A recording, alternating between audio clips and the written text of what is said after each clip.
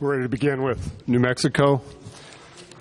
Our format will be the same all week. We'll get remarks from the coach, then we'll take questions for the student athletes only, and then we'll release them and come back to the coach for questions.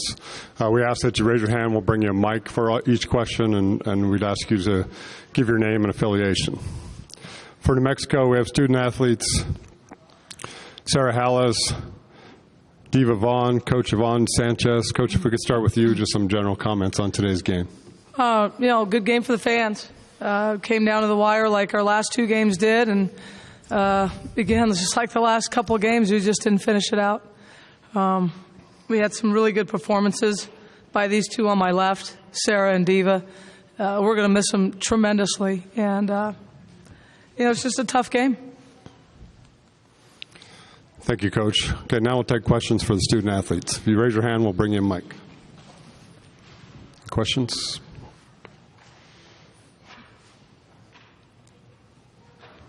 Becker. This is Dan Johnson with the Mountain West Network. This is for Sarah. Sarah, the first half, really, both sides shooting the ball very well offensively. You guys had the lead.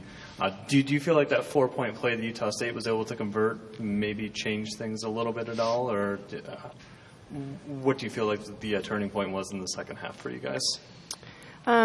We didn't come out the first 4 minutes ready to play. That's been our Achilles heel every game we've come into. I don't think the 4-point play had anything, to do with it. We just need to come out and execute and ready to play.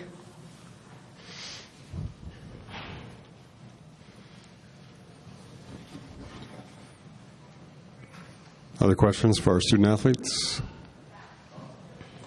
Go ahead. And this one's for Diva. You guys had the ball with a chance to tie late. Just kind of talk about that last play and the look that you guys were able to get. Are you talking about the last play of the game? Yeah. Can you repeat your question, please? Sorry. I just kind of talk about the thought process going into that last play. You guys were down 3, obviously looking to tie. Just talk about what you guys were trying to do there. We're trying to run 2 up. It's a play specifically for a 3-point shot. And with just communication, it just didn't flow like it should have. And that's pretty much what happened. And a question for both players. Obviously, Jennifer Schlott is a big focal point whenever you play Utah State. How do you feel like you guys were able to do against her defensively in the second half? She had a big first half, but second half, it seemed like you guys were able to limit her drives to the paint a little bit more in the second half. I think that helped with us as post players coming up and just giving false pressure, if you will, so she wouldn't drive all the way into the gut of the court, if you will. So I think we did a fairly decent job in the second half with that. J.R. Oppenheim, New Mexico Daily Lobo. With the close games this season, it's really been kind of a recurring theme. And then to end the season again with another close loss, how tough has it been in these close games like this to deal with? Well, for us as seniors, it's very tough. I mean, we're not, it was a pattern, obviously, but this is a whole different season. We started out 0-0, I feel like we were trying our best to win, and close games, I mean, I don't even know how to answer that question. That's part of basketball. That's what you come out on the court for, to play, close games, to have competition and have fun with it. And in the long run, we just needed to come out and finish them. Any other questions for our student athletes? Okay, we'll dismiss them at this time. Thank you, ladies. Thanks. Thanks.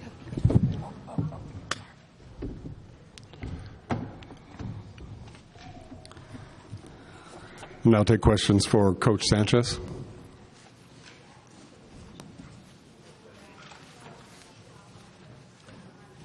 Wade Denniston, Logan Herald Journal. Coach, can you talk about the difficulties of guarding Schlott and the difficulties she creates for you guys? She's very talented. She's smart. She'll go left and mostly score.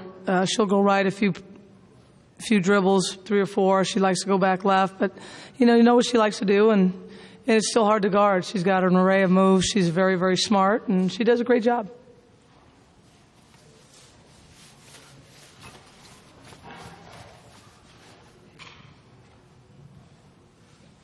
Coach, in the second half, it seemed Utah State was really kind of focused on keeping you guys more on the perimeter, and obviously the first half you guys were real successful getting the ball down low. I mean, was there anything that they were doing specifically that was keeping you guys from getting those points in the paint in the second half? They did a nice job of denying that high post, and we just didn't do a great job of passing the ball. We turned it over, and that killed us the first 4 minutes of the second half. We turned it over from the high post. We turned it over from the short corner. We made just really errant passes when we were converting those in the first half. We weren't as aggressive, and then we settled for jump shots. Short corner was there, the dive was there, the high post was there. It was still open. We just did a really poor job of finding it in the second half and getting the ball to those people. You shoot 22% in the second half after shooting 58 in the first half, and that's a lot because we settled for jump shots instead of going inside. And then we went to the line 17 times in the first half, and I think went 7 in the second half. And that's accustomed to, and that's a tribute to us settling for perimeter shots instead of going inside. We went away from what we wanted to do. We had 4 people in double figures, which should have been enough. And we didn't finish out again like we should have. And, you credit Utah State. They did a terrific job. They really did. Over here.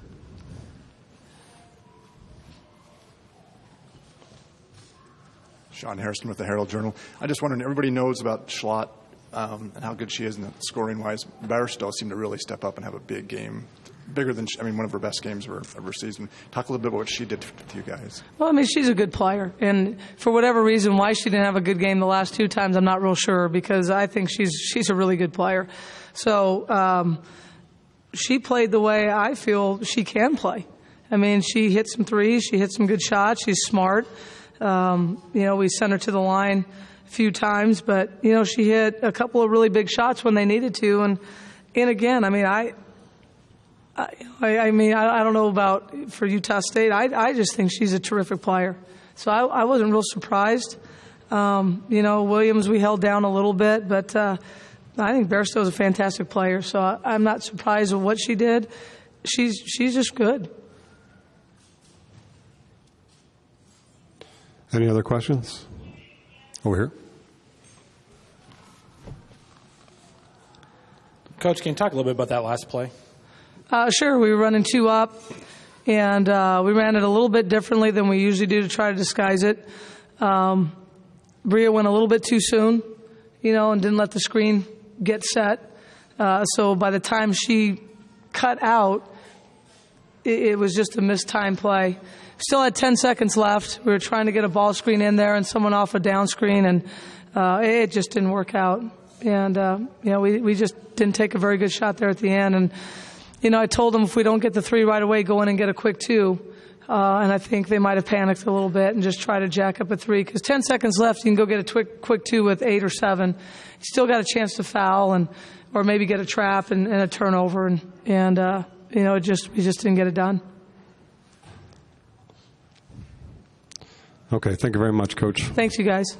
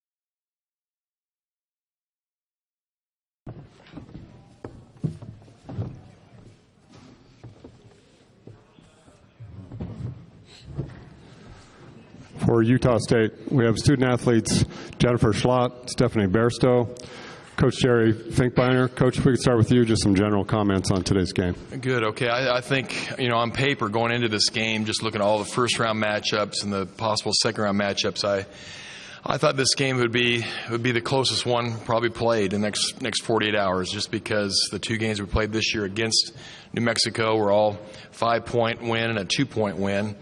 And my biggest objective this week is to convince the girls that if you beat them twice, you can beat them a third time. So I really like the way we really kind of grinded it out. And but I knew it was going to be a tough matchup. There's some reason our two teams, our two programs, just kind of cancel each other out in some key positions. And I thought these two here obviously came through for us and put us over the hump. Thank you, Coach. We'll now open up for questions for the student athletes.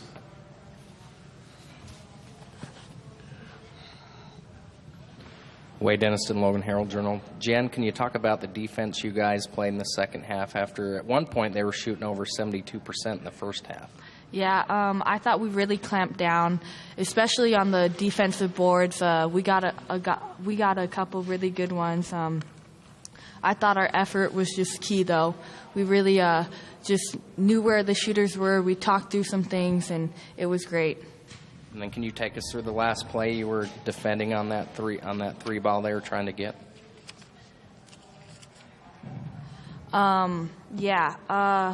Well, we knew they needed a three. We didn't want to give up anything, but we just switched everything and kept our hands up, really. That's about it. Sean Harrison with the Herald-Journal. Also, Stephanie, can you talk a little bit about your game today? It seemed like you've been finishing really strong lately. You had a really good game at Wyoming, scoring-wise. Can you talk a little bit about your effort today? I feel pretty good about today, the way that I played. I think I came out and I did what I needed to do and took the shots that I wanted to take, and yeah. And Jen or Steph, talk about Mac's 4-point play at the end of the first half and how that might have turned the tide. Yeah. That was huge for us, like really, really big. I think we were sort of getting down a little bit on our momentum, and she really brought us into half with a good feeling, and then we came out the second half with that good feeling.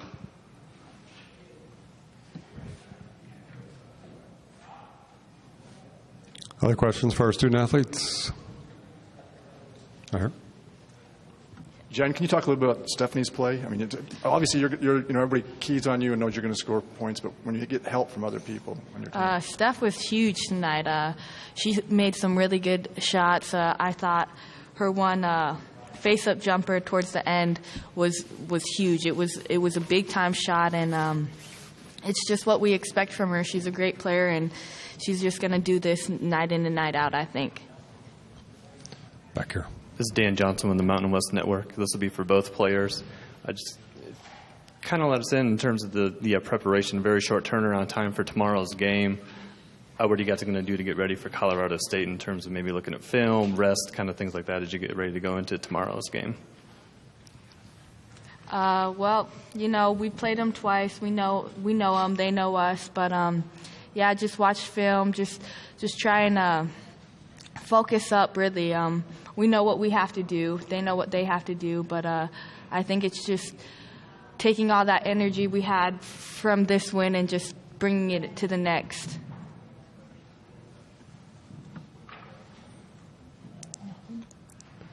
Stephanie, do you want to answer that also? Oh. Anything to add? I think we're just going to go home, get some good food, get some good sleep tonight because it is a very quick turnaround, and then come out ready to play tomorrow. We know we can do it, so. Any other questions for our student athletes? Okay, we'll dismiss them at this time. Thank you, ladies. Thank you. We'll now take questions for the coach. Where? Coach, J.R. Oppenheim, New Mexico Daily Lobo. New Mexico had 17 first-half field goals, and then he cut that down to 6 defensively for them, 22% from the field. What was different with your defense during the second half? The first half, first of all, we're very inconsistent defensively. We don't know what defense is going to work from one game to another game. And it sounds like bad coaching, and it may be, but we went to several different defenses. I thought New Mexico had really a free spirit about the game. They just let them fly. They surprised us with attacking the basket in the full court against us. That's really surprised us. We were just playing on the defensive the whole game. And the second half, what we told our girls at the halftime is let's just sit in a 2-3 zone and let's just match straight up. And let's just kind of collectively gather our breath here a little bit and try to slow the game down a little bit. And then I think, too, like Stephanie said, that 4-point play at the end of the half really helped us. We were struggling, I think, emotionally even, just kind of questioning some things. And when Mac hit that 4-point play in the half, instead of 8, we're down by 4. And like Steph said, we just had a new lease on life and just realized, hey, let's go attack and defensively, let's just try to get a little more stability about us, protect the basket better, because I thought New Mexico did a really good job out of the gate attacking the basket both in the full court and the half-court offense. Consequently, got a lot of free throws, too, the first half. So we just controlled, defensively, slowed the ball down just a little bit defensively. I think that kept them off the free throw line and gave us a better chance to get rebounds, too.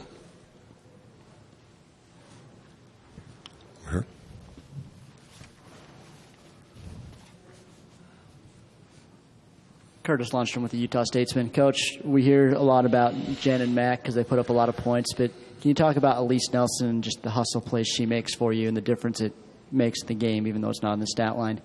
Yeah, good question. Because Elise, when the conference awards came out this week, we knew Jen was way up there in stats and exposure, and I was keep my fingers crossed. The 8th place seed, we still get the MVP out of it because she's that good.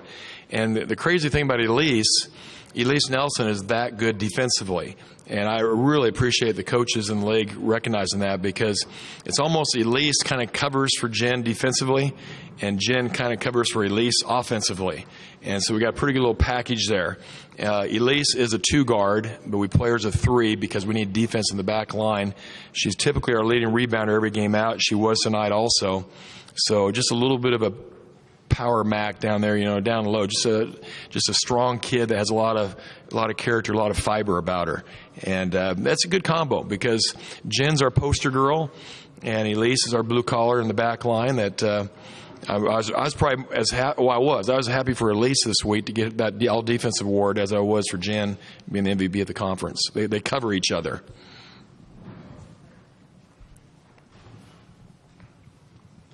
Coach, can you talk a little bit about Stephanie's play tonight? Stephanie, I joke with Stephanie.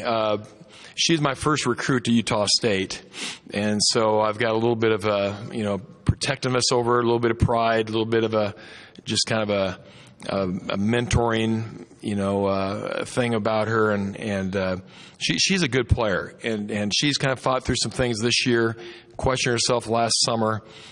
She lives in her brother Cameron's shadow, and I've been joking with her a lot lately. Just play a little more like Cameron, Steph, and you'll be okay.